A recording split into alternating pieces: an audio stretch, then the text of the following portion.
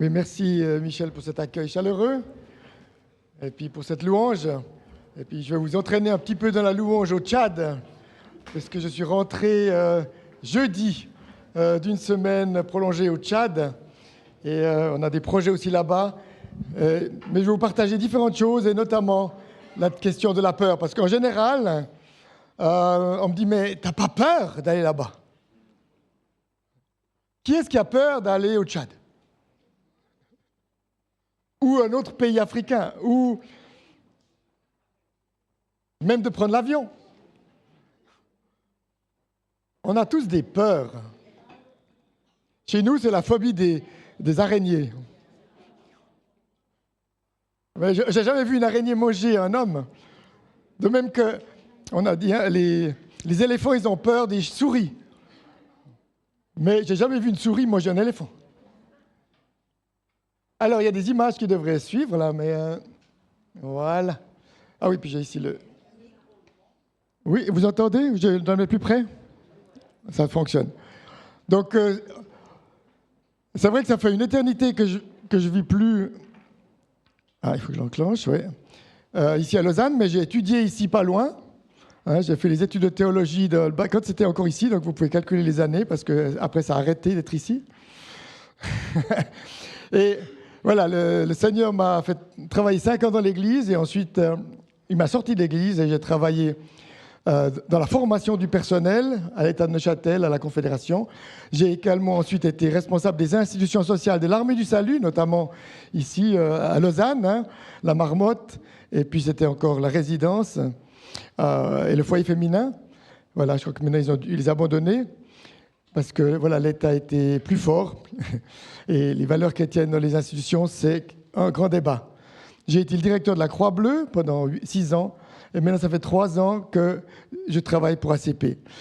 Parce que j'avais à cœur l'Église persécutée depuis mon enfance. En fait, j'ai lu Le Contrebandier quand j'étais ado. Et c'est vrai que ça m'a touché. Et c'est une raison pour laquelle j'ai passé 1 année en Allemagne de l'Est, derrière le rideau de fer, pour étudier à la Karl Marx Universität, section de théologie. Donc voilà, ça fait très bien. Mais et quelque part, c'était toujours là. Mais Dieu m'a sorti de l'Église et c'est seulement quand j'ai eu 50 ans que Dieu m'a envoyé en Égypte. Avec Magdi Saber, peut-être vous connaissez certains d'entre vous, qui a été missionnaire, sa femme est suissesse, hein, Anne-Lise, ils habitent pas très loin. Et voilà, Dieu m'a conduit là-bas. Maintenant, j'ai fait 18 voyages là-bas, je suis responsable pour le projet en Égypte et j'ai mes livres qui ont été traduits en arabe. Donc je suis plus connu là-bas qu'ici. Donc la peur, oui, c'est quelque chose qui nous emmène partout. Et j'aimerais vous emmener, avant de parler de la peur, vous donner un petit film. Alors on va voir si ça marche.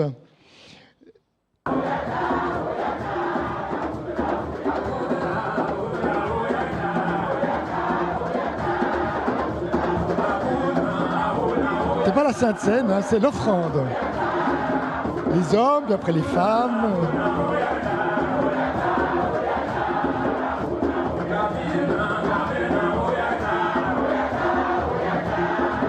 C'est la cité Assemblée chrétienne du Tchad à Abéché, au l'est du Tchad. C'est une belle assemblée, c'est une assez grande ville. Vous voyez, toutes les femmes sont couvertes, mais bien colorées.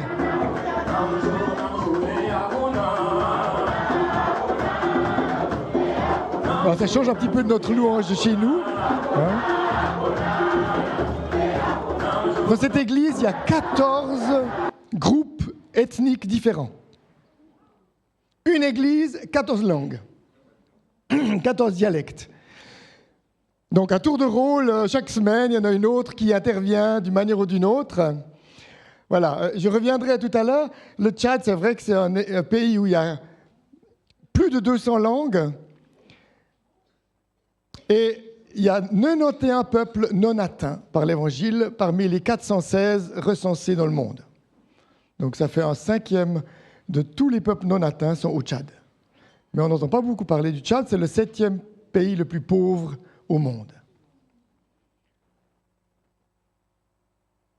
Mais j'aime bien aussi pensez à l'Iran, parce que je crois que c'est l'actualité. L'Iran, c'est le pays où l'Église grandit le plus vite au monde.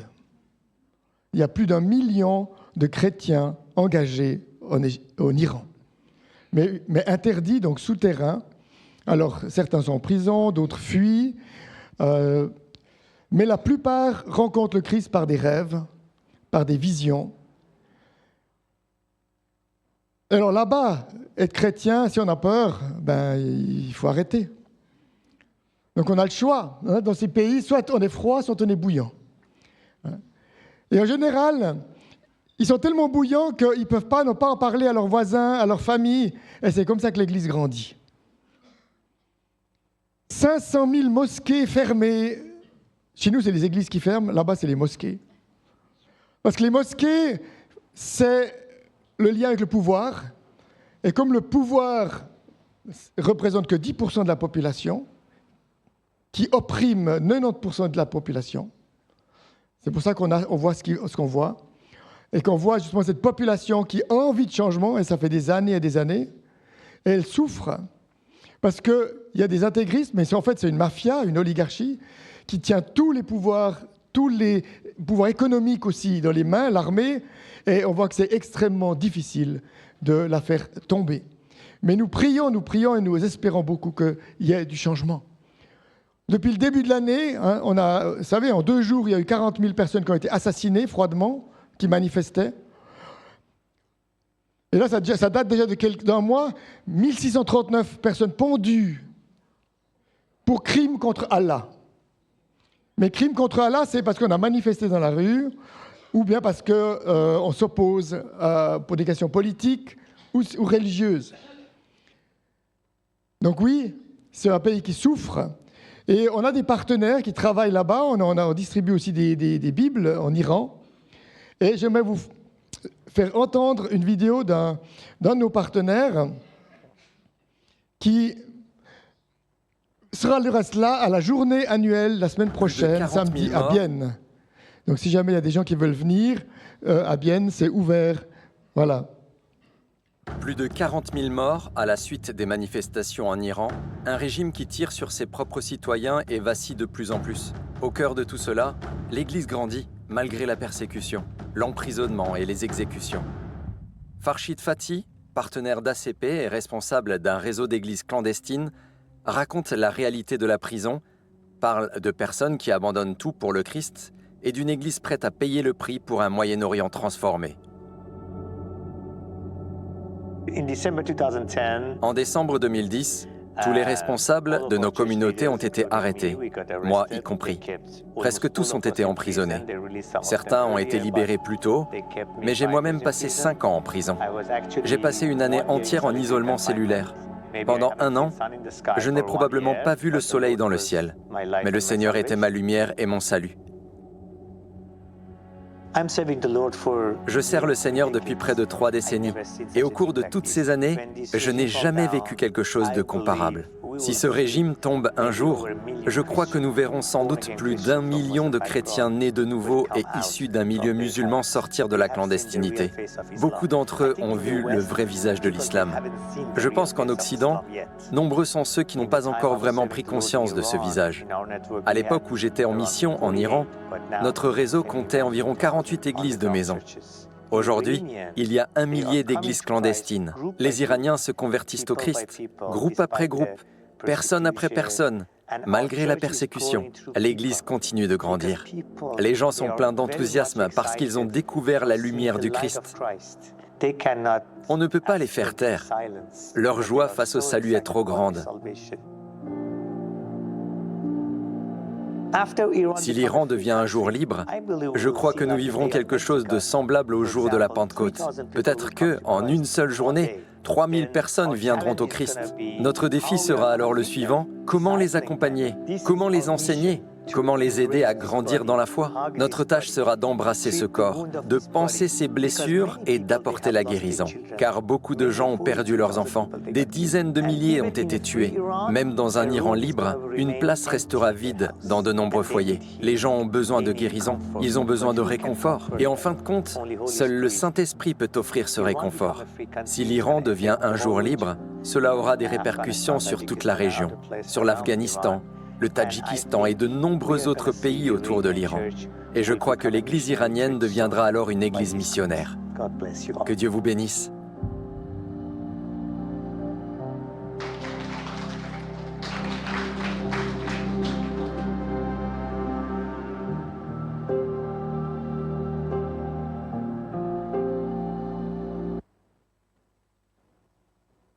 Il se passe des choses au Moyen-Orient et effectivement, prions que la fin soit hâtée, parce qu'on voit de plus en plus de gens se lever, de plus en plus de personnes avoir des visions du Christ, jusqu'à la Mecque. Dans tous ces pays musulmans, il se passe des choses. L'Esprit agit.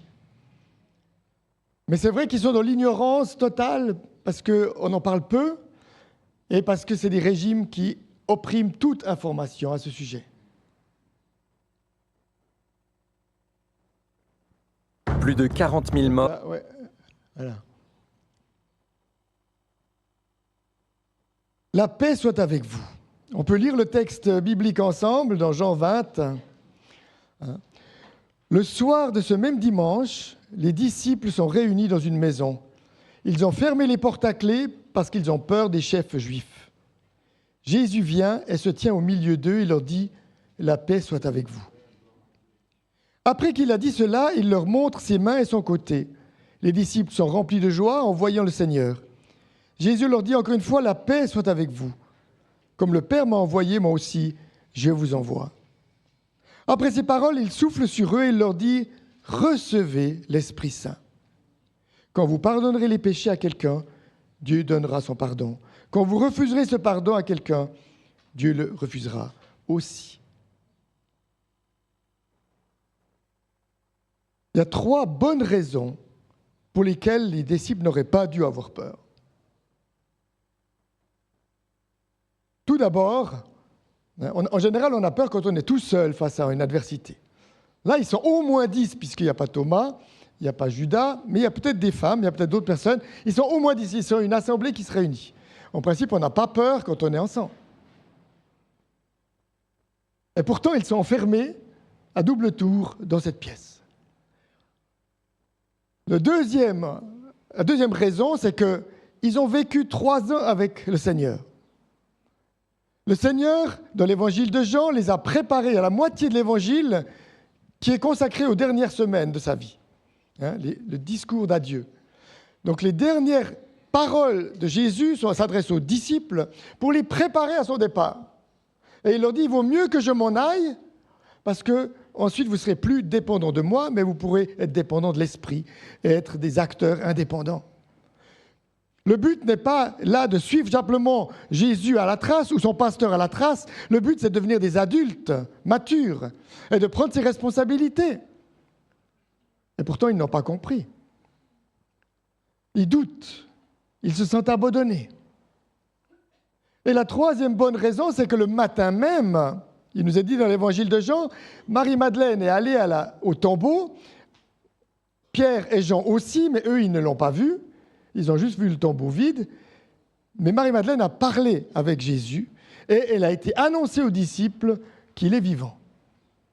Et pourtant, ils ne la croient pas. Il y a tellement de bonnes raisons de ne pas croire ou de ne pas faire confiance.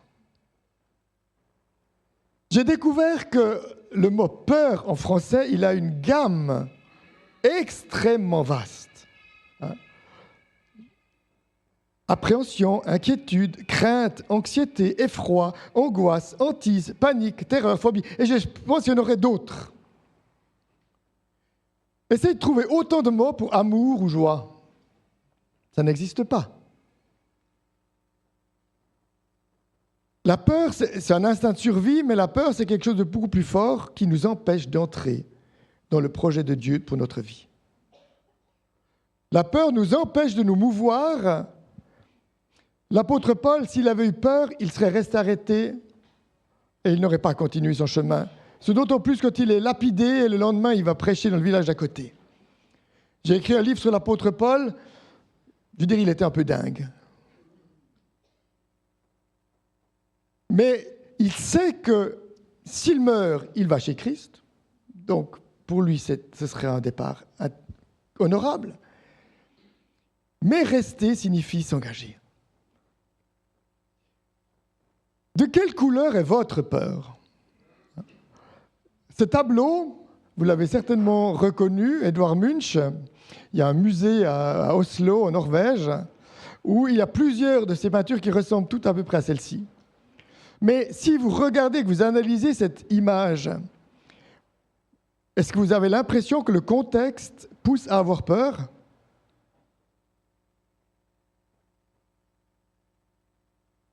Non, en fait, il fait plutôt beau temps. Et le seul danger, visiblement, est délimité par une balustrade. Donc, il n'y a personne qui menace cet homme. Donc, on voit que cette peur, elle est très profonde. Elle est enfouie là. Alors, probablement que Edvard Munch était un peu malade psychiquement, mais combien d'entre nous, on est travaillés, on est bloqués par ces peurs qui sont en nous? Et c'est vrai que la première fois où j'ai été en Égypte, il y a 10 ans exactement, j'avais aussi peur. En plus, je n'ai pas trouvé la personne qui je devais à l'aéroport.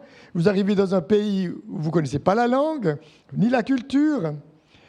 Donc oui, ce n'est pas évident.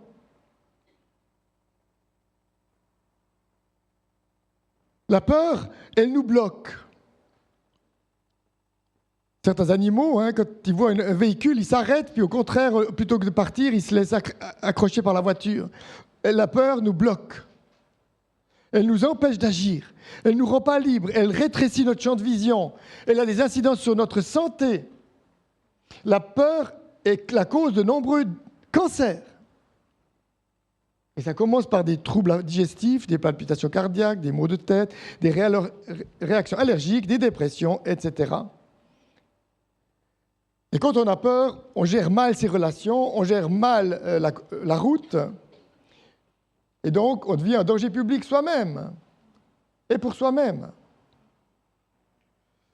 Un professeur de l'université de Yale, Shelley Kagan, a étudié ce phénomène et a relevé qu'il y avait 3 facteurs principaux qui avaient une incidence sur la peur. C'est qu'un problème, tout d'abord, est perçu comme grave. C'est clair qu'un accident d'avion, il n'y en a pas beaucoup qui sont rescapés. Donc oui, prendre l'avion est dangereux, objectivement, parce qu'il y a des accidents qui peuvent arriver. En même temps, il faut que la probabilité soit élevée. Et quand les accidents d'avion, il n'y en a pas tant que ça. Il y a plus d'accidents de voiture que d'accidents d'avion, plus de morts en voiture qu'en avion. Donc, finalement, le joie d'aller et de gagner du temps et d'arriver de l'autre côté nous encourage à prendre l'avion malgré tout. Et la troisième chose, c'est l'incertitude quant à l'issue. C'est clair que si on a peur de souffrir, on a peur de mourir, ben ça c'est l'ultime finalité. C'est vrai que notre humanité se limite à la mort. Heureusement, notre foi pas. Mais ceux qui n'ont pas d'espérance, la mort est une échéance qui fait peur. Parce que oui, on veut la reporter le plus tard possible et on veut éviter de vivre, d'aller de l'autre côté. Alors bien sûr que, comme on a vécu dans notre enfance, les expériences qu'on a faites précédemment auront une incidence sur la manière dont on gère cette peur, peuvent l'accroître ou la diminuer. Et c'est vrai que d'avoir des parents rassurants peut diminuer les peurs. La Bible, elle est pleine d'exemples de peur. Et ça commence avec Adam et Ève, qui ont déjà peur de Dieu quand ils vont se cacher. Jacob, qui a peur de son frère Ésaü, parce que voilà, il a fait des choses qui n'étaient pas très sympas. Les explorateurs de Canaan, qui ont peur face au danger. Les prophètes, qui ont peur de l'appel qu'il leur est mis. Les disciples, qui ont peur, comme on a vu. Jésus lui-même a peur à Gethsémane. Mais après, il va le dépasser. Il y a tellement d'expériences négatives. Et pourtant, il y a aussi des expériences positives, heureusement. Josué et Caleb, qui, eux, diront « Non, on ne va pas se laisser manger par la peur. Si Dieu a dit on prend ce territoire, on va le prendre. » Mais ils étaient minoritaires. David face à Goliath, lui, le jeune qui affronte ce géant. Au Tchad, c'est tous des géants, c'est incroyable, je n'y croyais pas, mais ils sont tous très grands. Donc oui, je me le sentais petit face à tous ces gens. En plus, tous noirs, hein, donc voilà, c'est vrai que c'est impressionnant. Mais David dit, moi j'ai déjà affronté l'ours, j'ai déjà affronté le lion, donc pourquoi est-ce que j'aurais peur de ce blanc-bec qui critique notre Dieu? Et Jésus qui est en paix devant ses bourreaux. Et rappelez-vous Paul et Silas qui, étant enchaînés en prison, chantent. Non par la vue, mais par la foi. Alors, qu'est-ce qui va permettre de dépasser la peur? C'est la présence de Jésus. Instantanément, Jésus, quand il est dans la pièce, il ne se pose pas la question pourquoi est-ce qu'il est rentré avec la porte fermée. Non, instantanément, il est dans la pièce, ils le reconnaissent et ça rassure. Sa présence même rassure. La deuxième chose qui rassure, c'est ses paroles. On sait qu'avec les paroles, on peut calmer, rassurer ou on peut augmenter la peur et l'inquiétude. Le Seigneur dit 2 fois, la paix soit avec vous. Et il le dira une 3e fois la semaine d'après avec Thomas. Cette paix, ce n'est pas seulement une absence de guerre ou une absence de conflit. Il ne veut pas. Voilà.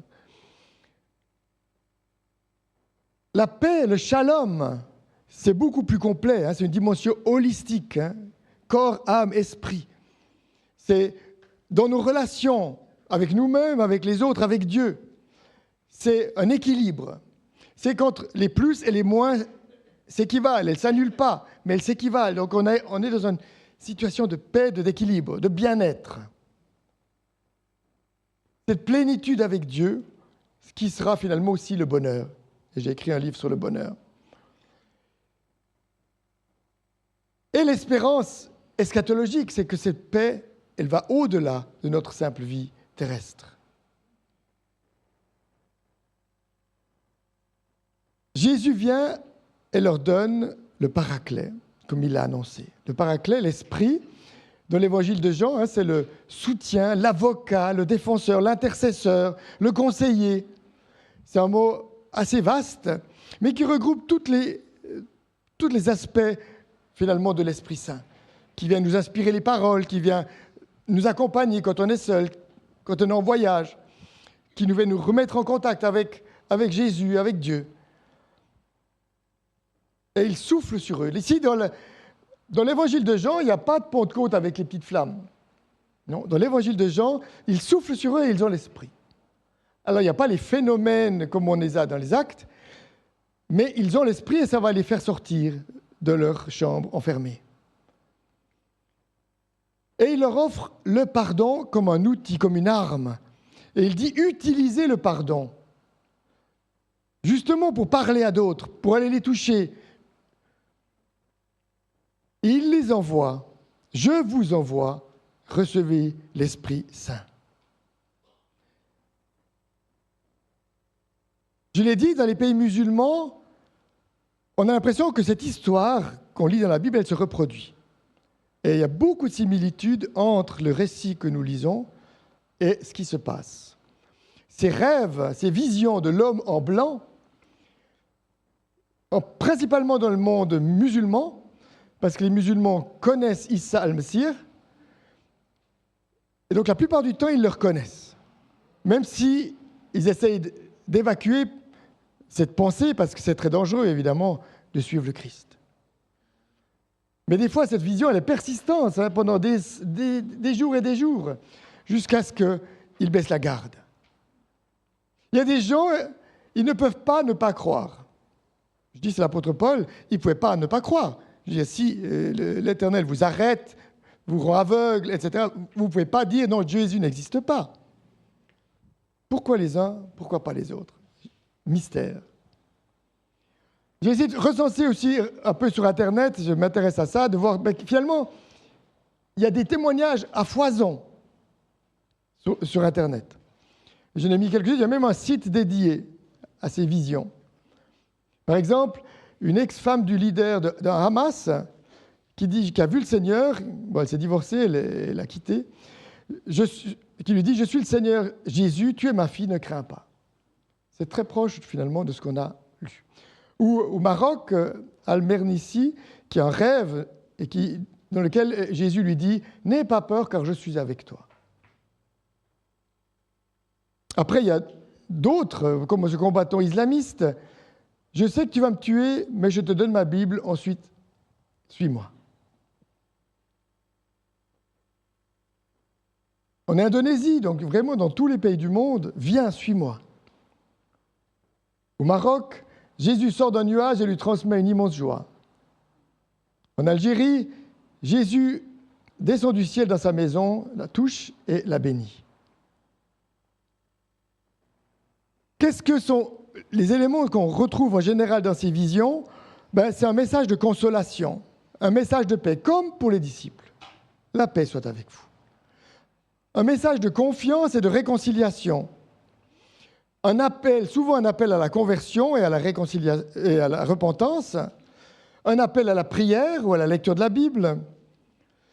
Aussi souvent des messages plus personnels, comme une promesse d'aide ou une guérison physique.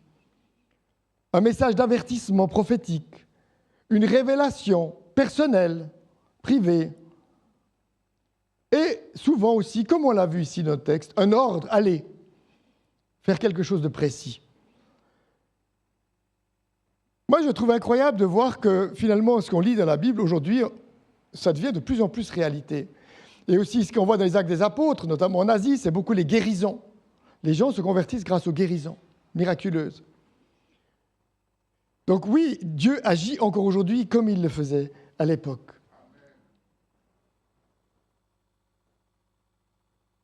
Mais quelque part, on n'y croit pas toujours, parce qu'il y a toujours de bonnes excuses d'évacuer un peu ces questions, de les garder de façon très privée, personnelle. Mais Jésus, combien de fois, il a dit « Ne soyez pas inquiets, votre Père connaît votre situation ». L'apôtre Paul, ne soyez pas inquiets de rien, mais demandez toujours à Dieu ce qu'il vous faut, avec un cœur reconnaissant. À Timothée, vous connaissez bien ce verset, il n'a pas donné un esprit de timidité, mais de force, d'amour et de maîtrise de soi. Et dans 1 Jean, quand on aime, on n'a pas peur. L'amour chasse la peur. Dans tous les voyages que j'ai faits, je me suis rendu compte qu'à aucun moment j'ai eu besoin d'avoir peur. Ça ne veut pas dire qu'un jour, peut-être, il n'y aura pas quelque chose qui se passera. Mais c'est vrai que j'essaie d'écouter les personnes qui m'accompagnent. Et s'ils me disent de ne pas parler, je ne vais pas parler, etc. Donc voilà, j'essaie de les accompagner. Et ils ne vont pas m'amener exprès dans un endroit dangereux. Mais à aucun moment, j'ai eu besoin d'avoir peur. J'ai aussi une formation de coach. Et quelque part, vous avez tous entendu parler de cette idée de cette zone de confort. La zone de confort, c'est quelque chose qu'on maîtrise. On a appris un métier, on a appris une manière de vivre, on a été éduqué d'une certaine manière, et là, on est à l'aise. Moi, pendant des années, je contrôlais ma vie. Je contrôlais les événements. J'essayais d'éviter les problèmes. J'essayais de répondre au regard des autres pour ne pas être attaquable. Mais ça marchait rarement, il faut dire. Mais un petit enfant, s'il restait attaché à ses jupons de ses parents, il ne grandirait pas. Donc, à un moment donné, il va décider de vouloir copier ses parents et de quand même partir en marchant. Eh bien, il va tomber plusieurs fois. Mais c'est comme ça qu'il apprend. Il va sortir de sa zone de confort, il va peut-être se faire mal, mais il va affronter ses peurs. Et plus il les affronte, plus il va grandir intérieurement. Et on est dans des zones d'apprentissage et des zones d'épanouissement. Parce que le bonheur ne s'obtient que quand on affronte des choses difficiles. La facilité, ou regarder une émission comme ça, ne va jamais vous rendre heureux. Ça va vous donner un moment de satisfaction, mais ça ne vous rendra pas heureux. Par contre, si vous avez gravé la montagne que vous admirez depuis des années et que vous vous dites « mais je ne suis pas capable d'aller là-haut », et puis à force d'y aller, de marcher, vous y êtes, là vous avez un esprit de plénitude. Depuis que je me laisse aller, entre guillemets, que je suis avec ACP et que j'ai l'occasion de voyager, c'est vrai que ça me rend heureux d'être là-bas, de rencontrer ces gens, découvrir des nouvelles situations. Moi, j'aime bien les défis. Je trouve que ça nous ouvre, ça nous épanouit. Alors oui, rappelez-vous le texte. La paix soit avec vous. Mais est-ce qu'elle est vraiment avec vous ou bien c'est juste une parole? Est-ce que vous êtes prêts à affronter vos peurs, à affronter vos limitations? Jésus leur montre ses mains, son côté, et les disciples sont remplis de joie. Comme le Père m'a envoyé, moi aussi, je vous envoie. Il souffle sur eux et leur dit, recevez l'Esprit Saint.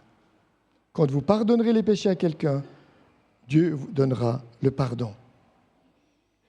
Alors oui, Jésus connaît notre situation, il connaît notre être intérieur.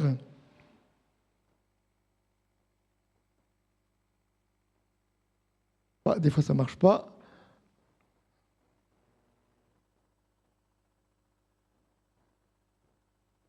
Il nous rassure parce qu'il est là et il nous connaît. Le Seigneur nous a créés, il connaît notre fonctionnement. Et il vient à notre rencontre, comme pour les disciples.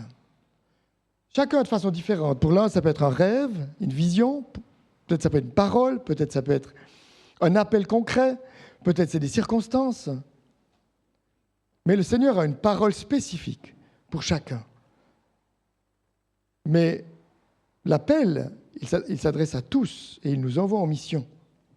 Pas nécessairement à l'autre bout du monde, mais il nous envoie tous en mission.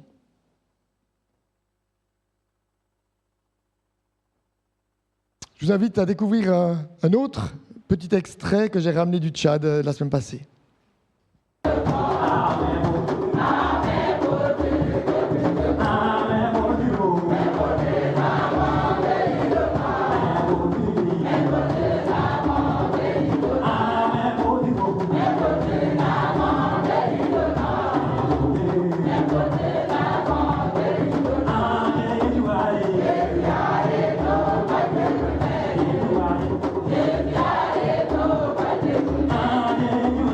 C'est une louange un peu tribale, hein, on voit. Et vous voyez, il ne faut pas grand-chose, il n'y a pas besoin de guitare électrique, de batterie, juste des tambours et puis on peut faire pas mal de choses.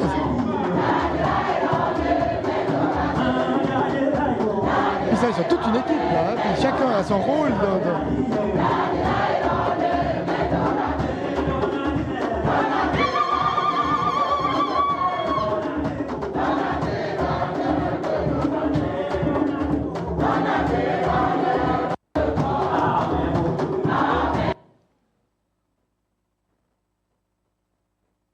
Revenir au PowerPoint.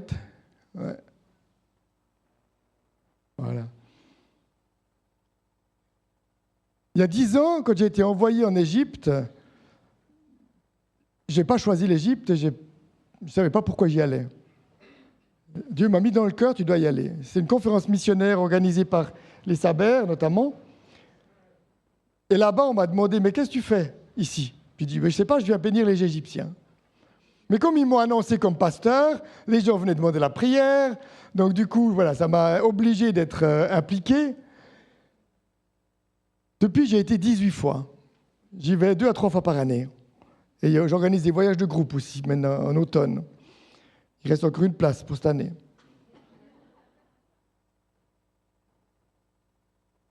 Le Tchad, ben, ce n'est pas un des pays que j'ai choisi non plus.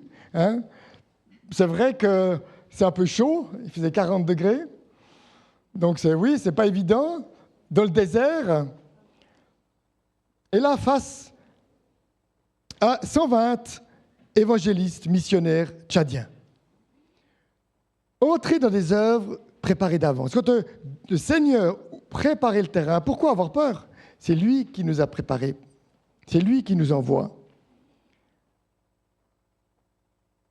Eux agissent dans des régions où nous ne pouvons pas aller. Nous ne pouvons pas aller dans ces déserts. C'est inhospitalier, et puis vivre dans les villages isolés, c'est impossible en tant que Blancs.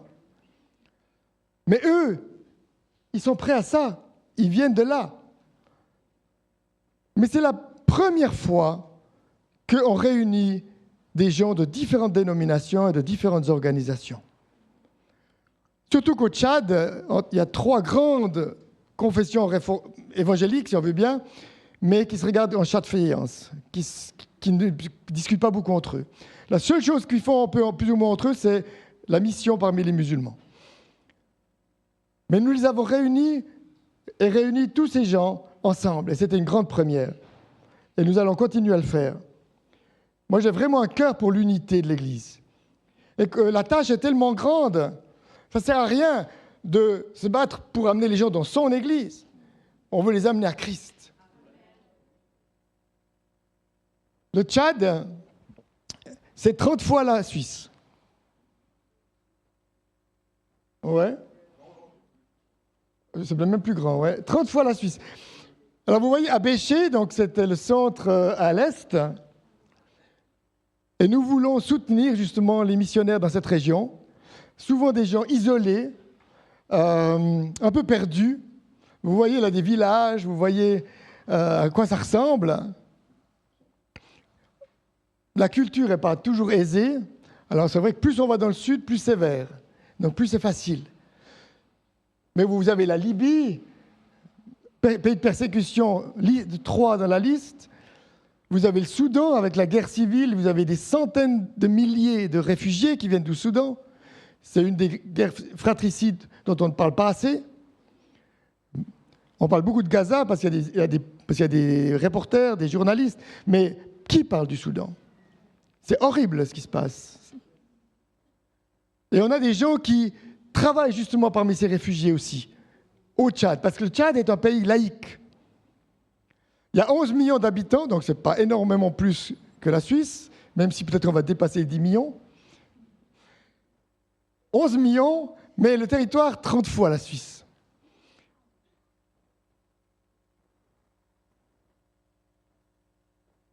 Alors on m'a obligé à porter la tenue traditionnelle. Mais d'en haut, c'est beau aussi ces déserts. Hein. Il y a des jolis coins, mais vous ne voyez pas grand monde habiter, hein, ici, si vous voyez l'image. Et ces villages un peu recroquevillés sur eux-mêmes. Pour atteindre ces gens, il faut vraiment être un peu fou, il faut aller s'établir là-bas, et il y en a qui le font. Donc voilà notre conférence qui a visé notamment le leadership et visé notamment les peuples non atteints, où on essaye de développer ensemble une stratégie pour atteindre cette région. Et je crois qu'on a été énormément encouragés, que ce soit par les participants eux-mêmes ou par les responsables des dénominations qui étaient là, qui ont dit vraiment, ça apporte quelque chose de différent. Alors c'est vrai, c'est l'Afrique. Ici, vous avez les responsables, ils sont à gauche, et les participants derrière. Il y a les places d'honneur, on honore les responsables. À droite, vous avez le lieu où ils dormaient. Il y a plusieurs chambres comme ça, des pièces, c'est des salles de classe. Ils dorment sur la natte. Vous voyez leurs affaires. Vous voyez comment ils mangent, ensemble, collectivement. Et qu'on soit de dénominations différentes, de différentes régions, ben oui, on a tous les mains de la même assiette. Encore une vidéo.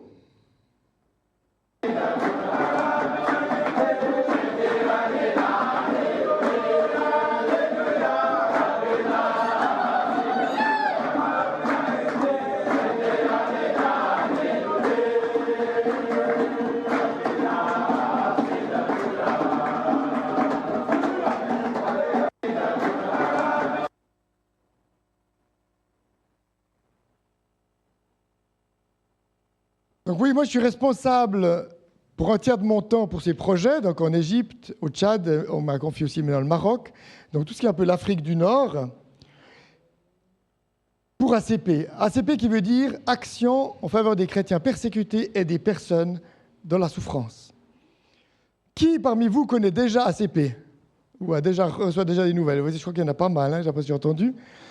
Mais je crois que la dernière fois qu'on était là, c'était en 2019, donc ça remonte à quelques années. On a la semaine prochaine, comme je l'ai rappelé, une journée à ne pas manquer avec des intervenants externes à Bienne. Donc, c'est une organisation une organisation internationale qui travaille dans 70 pays, et donc 40 depuis la Suisse. Donc, oui, à Bienne, on a une trentaine de collaborateurs. On est là où les chrétiens sont persécutés, mais pas seulement, on est aussi là où les besoins spirituels et matériels se manifestent.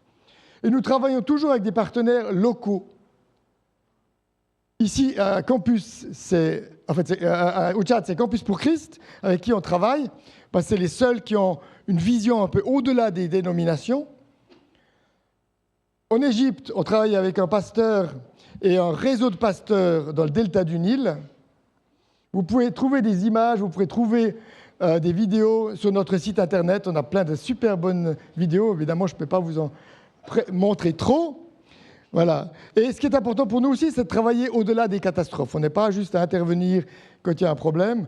Soit on est sur place et on a des partenaires et on peut intervenir, soit on laisse. Ouais. Voilà, vidéo.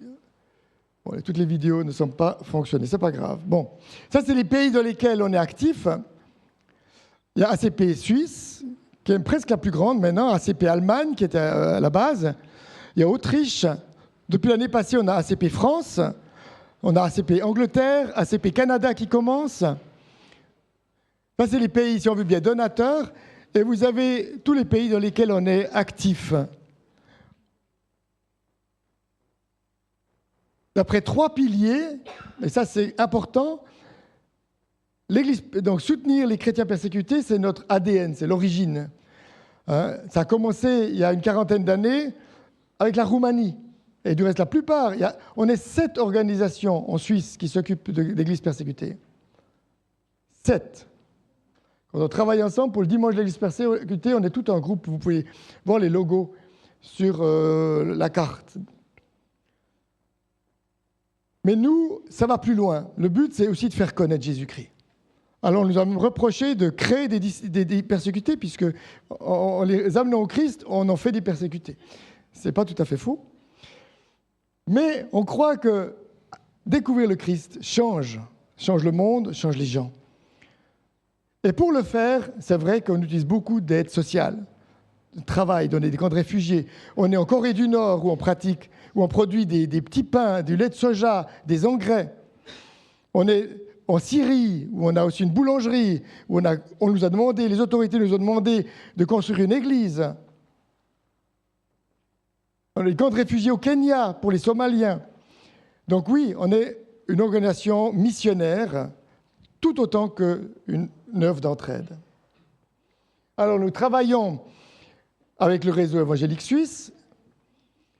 Nous sommes donc dans les missions, Connect Mission, dans les œuvres d'entraide, interaction, et les actions paquets de Noël. On est 4 organisations qui travaillent dans les paquets de Noël, dont 2 en Suisse romande. Nous, on est plus sur le Jura bernois, parce que c'est plus près de Bienne, et sur Genève. ACP, c'est du lourd. On reçoit des marchandises par camion entier, des marchandises qui partent dans les pays de l'Est et qui permettent de soutenir des œuvres missionnaires là-bas. Mais quand vous recevez 17 palettes de pyjamas de Migros, vous vous posez des questions quand même.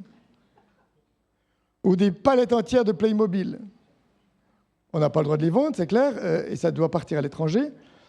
Mais quand on voit qu'on est riche et qu'on déborde, on n'a jamais de problème de chocolat, puisqu'on reçoit les surplus de Lindt, donc tout ce qui est pas vendu à l'étranger, ici ou à l'étranger, ben voilà, ça part. Évidemment, c'est les lapins seulement en été, et puis voilà, tout est en retard. Notre équipe, 30 personnes, mais que 3 romans. Voilà, ça montre un petit peu pourquoi on est en Suisse romande, on a un petit peu de retard à rattraper. Mais nous avons décidé aussi de faire connaître Jésus-Christ par les ondes. Sur Dieu TV, maintenant, on a une émission chaque mois qui s'appelle « Plus fort que la mort », avec des exemples de ce qui se passe dans différents pays et des témoignages. Je vous invite donc d'aller voir. Vous pouvez aussi les consulter et voir un certain nombre de vidéos sur notre canal YouTube. Tout le monde a YouTube. ACP Suisse ou ACP Francophonie. Et qu'est-ce que vous pouvez faire concrètement? C'est la question que j'ai posée à mon partenaire en Égypte. Ça, c'est un après-culte, un pique-nique d'après-culte. Ils m'ont dit, priez pour nous. Personne n'est trop âgé pour prier. Personne n'est pas assez fortuné pour prier. Il n'y a pas d'excuse. Visitez-nous. Ça, c'est déjà plus audacieux. Et c'est vrai qu'on organise des voyages, et on invite les gens à aller sur place. Ils sont tellement contents de nous recevoir. Eux ne peuvent souvent pas voyager pour des questions de visa, pour des questions d'argent, mais nous le pouvons. Encore plus audacieux, encouragez-nous et enseignez-nous. Oui, on dit, mais qu'est-ce que tu veux leur apporter? Et puis le Seigneur m'a aussi conduit dans cette direction. Oui, allons, évangélisons, allons dans ces pays. J'ai derrière un stand avec un certain nombre de matériel. Donc, à la sortie, je vous distribue volontiers le flyer pour la journée annuelle, dans l'œil du cyclone. On a chaque année une journée, en fait, un petit brochure pour l'Église persécutée, ça au mois de novembre. Si vous ne le recevez pas ou vous le diffusez, avec 7 pays pour lesquels on peut prier. On a fait une version pour enfants, et donc aussi les enfants avec des jeux, mais qui sont utilisables toute l'année, si jamais dans les cultes de l'enfance ou les familles. Donc les paquets de Noël. Vous avez reçu le nouveau rapport annuel. Donc là, si vous voulez en savoir un peu plus sur l'organisation, jetez-y un coup d'œil. Il nous reste encore quelques exemplaires de cette brochure avec les témoignages des 35 premières années. Donc, vous pouvez le prendre. Il y a mes livres qui sont en vente et je vous invite à vous inscrire pour recevoir le journal si vous ne l'avez pas déjà.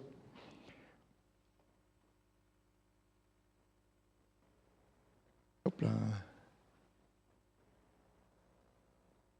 Et je crois que nous voulons terminer par la prière. Et je pense qu'on fait une prière vraiment ouverte pour l'Église persécutée, peut-être pour le Tchad en particulier, l'Égypte, pour l'Iran, pour des sujets que vous avez à cœur, pour ce que le Seigneur a mis en mouvement aujourd'hui dans votre cœur. Et je clôturerai à la fin.